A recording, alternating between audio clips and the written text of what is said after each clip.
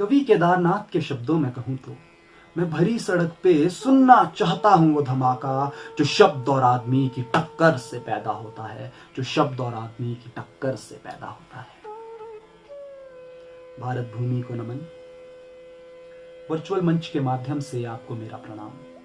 मैं प्रांशु आदित्य देवभूमि हिमाचल से आप सभी के समक्ष उपस्थित हूं। आज के 25 वर्षों पश्चात भारत स्वतंत्रता की 100वीं वर्षगांठ मनाएगा। सन 2047 में भारत की तस्वीर को मैं अपने दृष्टिकोण से आपके समक्ष साझा करूंगा। मेरा देश एक ऐसा देश है जहां भिन्न भिन्न संस्कृतियां होने के बावजूद भी विलक्षण समानता है। देश को विकसित करने तथा लोकतांत्रिक रूप से प्रबल करना प्रत्येक भारतीय का सपना है। शायद आपका भी होगा, परंतु मैं भारत के लिए सपने नहीं देखता। मेरा मानना है कि सपने सुप्तावस्था के लिए है और भारत कैसा होना चाहिए यह सपने का नहीं अपितु वास्तविकता का विषय है, जिसे ठोस जमीन पर खड़े होकर सोचा जाना चाहिए, जिसके ऊपर ठोस जमीन पर खड़े होकर विचार किया जाना चाहिए। आजादी के 75 वर्ष पश्चात भी कुछ लोगों की मानसिकता दरिद्रता से ग्रसित है, जिसे सकारात्मक सांचे में ढालने के लिए अभी हमें बहुत मेहनत करनी होगी। तभी भारत विकासशील देशों से उठकर विकसित देशों में गिना जाएगा। लोक कल्याण हेतु जो उत्तरदायित्व एवं परिपक्व मानसिकता जनमानस में होनी चाहिए, मुझे बड़े खेद के साथ कहना पड़ रहा है कि वे अभी तक पूर्णतः विकसित नहीं हुई है। श्रोतागण, अभी तो हमने ठीक से खाना भी नहीं सीखा।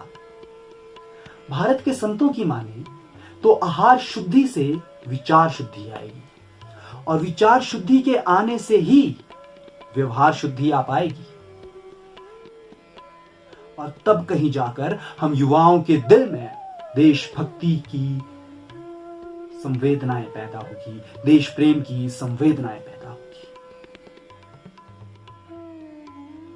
भ्रष्टाचार हमारे देश की सर्वप्रमुख समस्याओं में से एक है, जो भारत की सेहत को एक घुन की भांति भीतर ही भीतर निचोड़े जा रहा है। श्रोतागण, सन 2047 तक भारतवर्ष एक आदर्श देश के रूप में स्थापित होगा, जहां प्रत्येक नागरिक को समान नजरों से देखा जाएगा। समानता को अपनाते तथा स्थापित करते हुए हम महिलाओं की ओर भी आदरपूर्वक दृष्टिकोण से देखेंगे तथा उनकी भावनाओं एवं रुचियों को ध्यान में रखते हुए उन्हें भी समादृत करेंगे। हमें जापान जैसे छोटे देश की ओर देखना चाहिए, जो कई बार विध्वंसक परिणाम झेल चुका है, फिर चाहे वो हिरोशिमा व नागासाकी पर बम विस्फोट हो या सुनामी की तीव्र लहरें। हर बार जापान पुनः स्थापित होकर फिर प्रतिष्ठित हुआ है। तो आखिर भारतवर्ष में क्या कमी है? यहां की युवा शक्ति, यहां के वैज्ञानिक, यहां के चिकित्सक, यहां के अभियंता समूचे विश्व में अपनी सेवाएं प्रदान कर रहे हैं और नए नए आयाम स्थापित कर रहे हैं। अब तो हमारे नेता भी एक विकासशील दृष्टिकोण पर चल रहे हैं, जिसे हमें अपनाना चाहिए, स्वीकारना चाहिए। हम मानता हूं कुछ तुच्छ लोगों की मानसिकता आज भी इतनी ही है कि वे सांप्रदायिक मुद्दों को तूल देते हैं और ये उनका दृष्टि दोष है। ऐसे लोगों के लिए मैं कवि नंद किशोर अवस्थी की ये पंक्तियां कहना चाहूंगा कि भेड़िया गुर्राता है तुम मशाल जलाओ, भेड़िया गुर्राता है तुम मशाल जलाओ, उसमें और तुम में यही बुनियादी फर्क है। भेड़िया मशाल नहीं जला सकता, भेड़िया मशाल नहीं जला सकता। एक आम आदमी को क्या चाहिए? रोटी, कपड़ा, मकान, हर घर में चूल्हा हो, हर घर में नल हो, बिजली हो, रोजगार हो। पर क्या ये सब सपने देखने से पूरा होगा?